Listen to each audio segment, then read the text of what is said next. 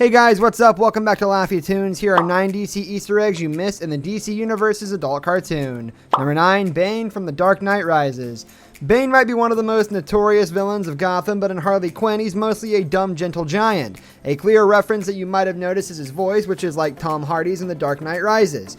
Bane watches a quiz show, and one of the questions asked is regarding the football team that has won the most games in Gotham Stadium. Bane gets his answer wrong, and in a petty fit of rage, he says that he will blow up Gotham Stadium. This is clearly a drawback to the chilling scene in The Dark Knight Rises when Bane triggers the destruction of all of Gotham City, starting with the stadium. Your card, the 3 of Hearts. No. Fuck. Number 8, Batman's Adam West gadgets. The retro Batman live-action series starring Adam West is a campy throwback, but still an iconic show. It puts the comic in comic books, with hilarious action cards like Pow and Bang, and Batman's various gadgets like Bat Tweezers, Bravery Tablets, and of course the classic Shark Repellent.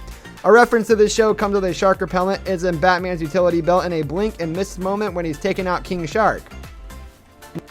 Like kidnapping Gordon and eating sushi off his lumpy, naked... Number 7, Harley's Olympics background. One might wonder how Harley is so agile and quick while fighting. It's not like she was trained in martial arts, she was just a psychologist before turning into a baddie. The show gives more background to her athletic abilities, informing audiences that she was an amazing gymnast who could have gone to the Olympics. However, her father asked her to lose a major tournament for a wager he had with some men from the mafia. Back, be a psychologist again. Maybe. Number 6, endless artifacts at Dr. Trap's lair. In a recent episode, Harley is trapped in Dr. Trap's lair. He seems to be collecting several iconic memorabilia in his lair like Two-Faced Giant's coin and Deathstroke's sword. It holds a T-Rex model, which is mostly seen in Batman's cave in the comics. Not only comics, but there are also hidden references to the iconic Arkham range of Batman games. For instance, the anti-hero Azrael's armor and sword are there. There is even a reference to Watchmen 2. Night Owl's mask is in a glass box containing other masks like that of Black Mask and Talon. A tasteful pictorial to be shot in Thailand for legal reasons. Number 5, Joke's on You, Joker. When introduced to Batman in the pilot episode, Joker and Harley are robbing a ship. The Cape Crusader drops on deck and greets Joker with the lines, "Joke's on you, Joker." You might have heard a variant of this quote as Joker usually says, "Joke's on you." A more recent and popular example of this quote would be in a subtle yet significant still from Batman vs. Superman: Dawn of Justice, a Robin costume in the Batcave that has "Joke's on you, Batman" spread all over it. Fans have speculated that this might be Jason Todd's Robin costume, who was probably killed or tortured in the DCEU by Joker. That I realized how deeply unfun. Number 4, recurring voice actors.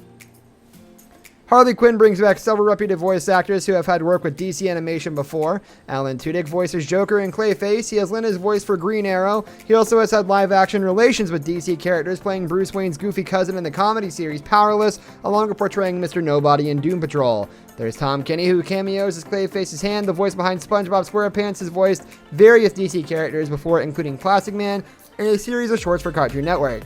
Ron Funches, who voices King Shark, was also a part of the cast of Powerless, with Christopher Maloney, who voices Commissioner Gordon, acted in Man of Steel. Diamond. There's no trap in the world that could stop me.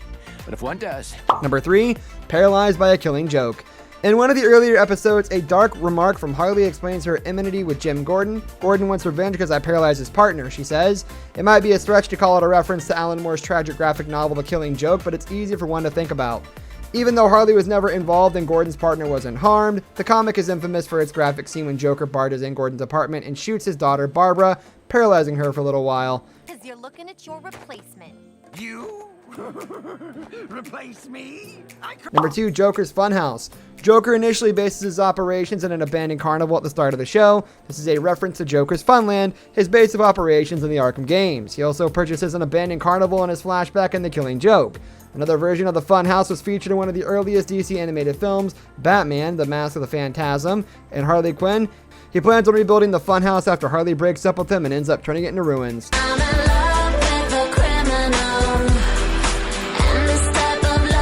Number 1, Big Bang Theory connection.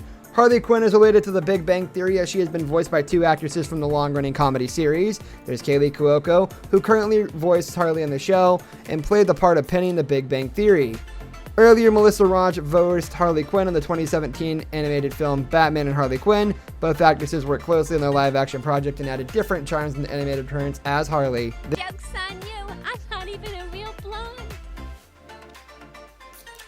Good job. This brings us to the end of our video. I hope you enjoyed it. Hit like if you did. And don't forget to subscribe to our channel so you don't miss out on any of our videos in the future. Also watch the 2 videos that are on your screen because I'm sure you'll love them. With that, I'll see you in the next video. Goodbye.